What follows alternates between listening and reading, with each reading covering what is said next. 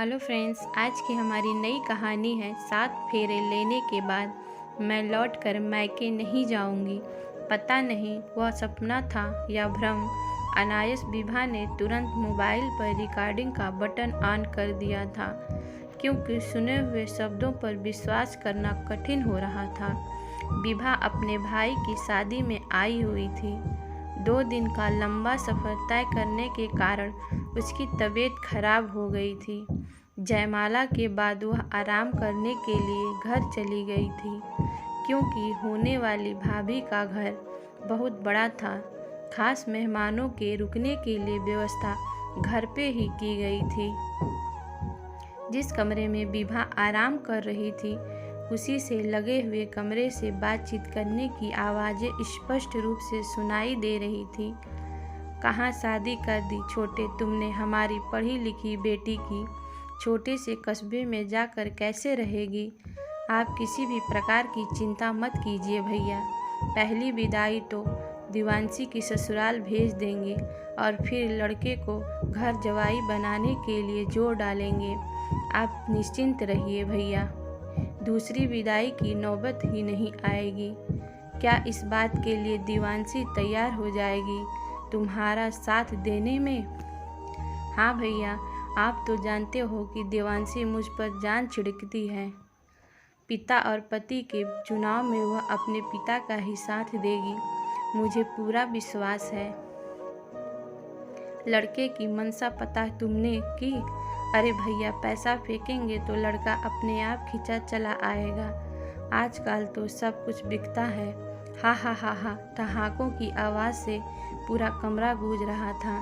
शायद दिव्यांशी के पापा और लंदन वाले चाचा में आपस का भविष्य बैठकर तय कर रहे थे, जिसमें विभा के भाई अरुण और उसके परिवार वालों की मर्जी उन लोगों के लिए कोई मायने नहीं रखती थी। अरुण ने जब विवाह तय हो जाने की खुशखबरी विभा को सुनाई थी, तो आश्चर्य से विभा ने कहा था कि इतने बड़े घर की लड़की अपने यहाँ कैसे निभाएगी। इस विषय पर बात कर लेना। तब तो दिव्यांशी के परिवार वालों ने बहुत आदर्श दिखाया था। अरे हमारी लड़की बहुत मिलनसार है, घर के सभी सदस्यों को ससुराल जाते ही वह अपना बना लेगी। आप सभी को चिंता करने की कोई ज़रूरत नहीं है। सुने हुए शब्दों पर यकीन कर पाना विभा के लिए बहुत मुश्किल था। एक पल की भी देर न किए बगैर वह तुरंत मंडप में पहुंची, जो कि टेरेस पर लगाया गया था। शादी की बाकी भी रस्में पूरी करने के लिए भाई तू अभी के अभी मंडप से उठ और सारी बातें साफ साफ कर ले। क्या हो गया जीजी, अचानक से आप किस तरह की बातें कर रही हैं आप? बेटा, तुम्हारी तबीयत तो ठीक है ना? चिंतित स्वर में विभा के पिता विशाल जी ने कहा। हाँ पापा, मेरी तबीयत बिल्कुल ठीक है। आप बिल्कुल भी चिंता मत कीजिए, सारी बातें अभी साफ हो जाएंगी। बस पापा, आप दिव्यांशी के पापा और चाचा को यहाँ बुला लें। किस बात पर इतना हड़कंप मचा हुआ है? सारे मंडप में खुसुर फुसुर हो रही थी। तभी दिव्यांशी के पापा और चाचा भागे भागे आए। क्या बात है? क्यों शादी की आगे की रस्में रोक दी गई हैं? अभी आप दोनों कमरे में जो बातें कर रहे थे, क्या वह सभी के सामने कह सकेंगे? आगे आते हुए विभा ने कहा। कैसी बातें कर रही हो आप? कोई सपना देखा होगा आपने, या कोई भ्रम हो गया होगा। हमने तो ऐसी कोई भी बात नहीं की जिस बात पर इतना हंगामा मचाया जाए। देखिए, यह मेरे भाई की ज़िंदगी का सवाल है और मेरे परिवार की इज्जत का सवाल है। आपके मन में दिव्यांशी के भविष्य को लेकर जो भी बातें हैं, कृपया अभी सामने सामने साफ कर लीजिए। ऐसा न हो कि आपकी सोच और इरादे मेरे भाई का घर बसने से पहले ही तोड़ दें। गजब की हिम्मत आ गई थी आज विभा के अंदर। दिव्यांशी के पापा और चाचा बिल्कुल भी यह मानने के लिए तैयार नहीं थे कि उन्होंने आपस में कोई भी ऐसी बात की है जिसे सुनकर विभा इतनी नाराज हो रही हैं। मंडप में जिस माइक पर विवाह के गीत बज रहे थे उसी माइक पर विभा ने अपना फोन रिकनेक्ट कर दिया। चारों ओर दिव्यांशी के पापा और चाचा की बातें गूंज रही थी। अब तो उनकी हालत खराब हो गई। उनका चेहरा देखने लायक था। बेटी का घर बसने के पहले ही तोड़ने की तैयारी की जा चुकी थी। दिव्यांशी, क्या तुम अपने पापा और चाचा की सोच को सही मानती हो या गलत? अगर सही मानती हो तो भगवान के लिए यह विवाह अभी रोक दो।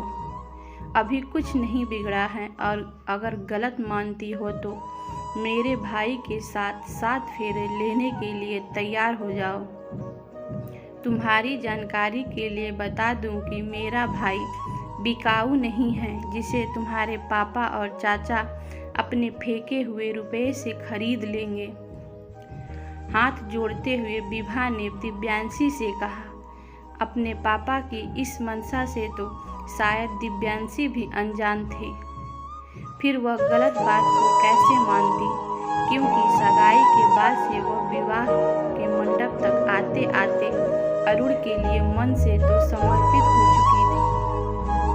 उसकी आंखों में आंसू बह रहे थे। सब कुछ इतने अच्छे से हो रहा था। अचानक से इस तरह की बातें होने से दिव्यांशी बहुत विचलित हो गई थी।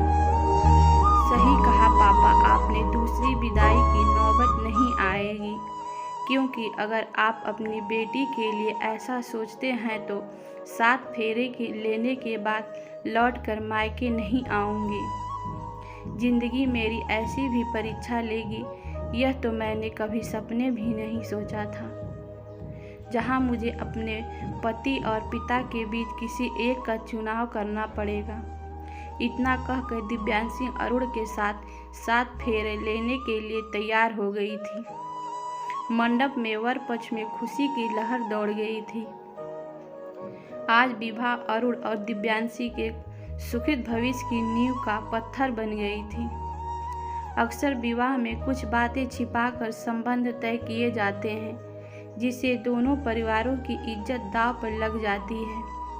कहा भी गया है कि विवाह 2 इंसानों का नहीं, 2 परिवारों का मिलन होता है। इसलिए एक एक बात को स्पष्ट करने के बाद ही संबंध को आगे बढ़ाना चाहिए।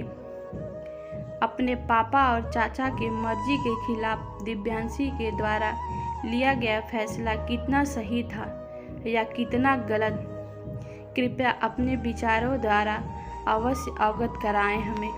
दोस्तों, अगर आप लोगों को हमारी कहानी पसंद आती है तो वीडियो को लाइक करिए और चैनल को सब्सक्राइब करिए।